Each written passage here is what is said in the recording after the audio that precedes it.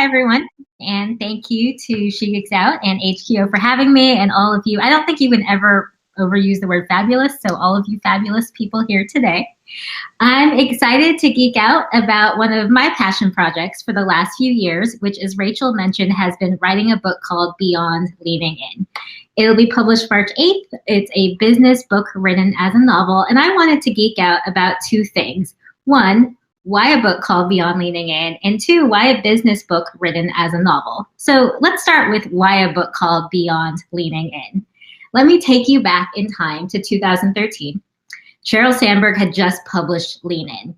And at first, I was so excited. I was in my early 30s. I had just been promoted into a senior role at my firm.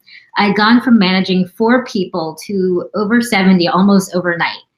In that new role on the way there, I've been thinking so much about the challenges that the rising generation of women face as we advance into leadership. And whether myself or my team, most of the managers that were under me were women. And so now there was a book about women at work written by a Facebook executive, which meant that people were starting to talk about gender at work more than I'd ever seen before. And not just the women who were already passionate about the topic, but many male managers I knew were talking about Lean In. Some read the book, others, okay, maybe just the book review, or maybe they watched her TED Talk, but there was this national dialogue, and that seemed so promising. And then my excitement quickly turned to dismay. So to me, the idea of leaning in is so absolutely critical. Women do often need to advocate for ourselves. We do need to go after opportunities we might not have otherwise. But even though Sandberg discusses how this is only one of the things that we need to do to achieve gender equity, suddenly the phrase lean in became shorthand for the idea that the main, and in some people's minds, frankly, only barrier for women is that we're not raising our hands enough. I would talk to friends from all kinds of different organizations and industries, and we were all hearing the same thing. Leaders, both men and frankly, a lot of women too, were constantly saying, young women, y'all need to lean in this way that made it sound like that would solve all the gender gaps, like it was our fault. I knew there had to be more. I started to read a lot of the research in management, social psychology, and sociology on all the barriers that go well beyond leaning in. And I started to ask women about their experiences wherever I had the chance, with friends, at conferences, on airplanes. Throughout all of that, I noticed 3 primary ways that just kept coming up again and again in my conversations about where workplaces need to get beyond this concept of leaning in. So first, there are the challenges that make it harder for women to lean in. You can't lean in or raise your hand or grab your seat at the table or whatever metaphor you want to use if you've got what I think of as a gigantic seatbelt or strap keeping you in your seat. Now, there are a lot of reasons for this. It can be because of what's called the opportunity gap, where women and men just get different assignments even early on in our careers. There's a scene in my book based on stories I heard from so many women where there are 3 interns, all with the same qualifications. Ethan, the male character, is being assigned to help with financial analysis. The 2 female interns, Jessica and Paige, are asked to prep slides and plan events. Now, this could feel like just an isolated incident, but research shows that these early opportunity gaps just keep playing out over time. In this one assignment, Ethan is gaining skills that now make him a better candidate for the next assignment. He's building brand, he's building relationships. And that opportunity gap is just one of the ways, one of the barriers, the straps that keep us from leaning in. Let's get to the second challenge. When women do lean in, we face unequal rewards compared to men. Even when men and women have the same accomplishments, it's harder for women to be promoted. There's a lot of research on how women get promoted more slowly, and this is due to what's called the prove it again phenomenon for women versus the bet with phenomenon for men. Let's take 2 characters from my book, Haley and Chad. They've both done a fantastic job on a recent project. The discussion around Chad might be something like, he's not that experienced, but he did a great job on that one project. Let's bet with him for the promotion.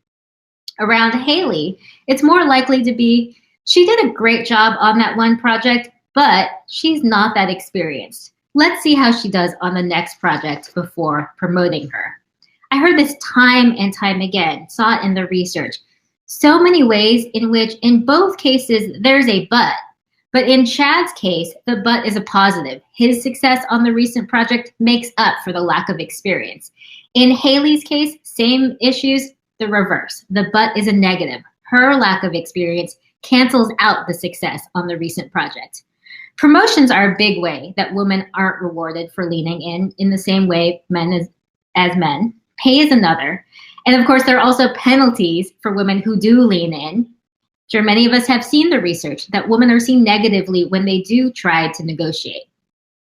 And then don't get me started on all the small day-to-day ways that women are not rewarded for leaning in. Many women have had the experience of voicing a great idea in a meeting only for it to fall flat. Nobody pays attention. And then a few minutes later, the man raises the same idea and suddenly everybody's talking about it and crediting him alone. Sometimes this is referred to as the butterfly effect. Women's ideas are like caterpillars until a man says them, and then suddenly they've sprouted wings like butterflies. And of course, we all know women lean in many ways that are completely unrewarded, serving on committees, for example, or mentoring. When men do these things, they get all kinds of praise because it's seen as going above and beyond. When women do these things, it's just seen as expected. So to recap, it's harder for women to lean in because we've figuratively got these seatbelts strapping us down. I talked about the opportunity gap as an example. Second, when women do lean in, there are unequal rewards. And third, leaning in often is being used as a way to be told that stereotypically feminine traits that are needed more in leadership today aren't as important.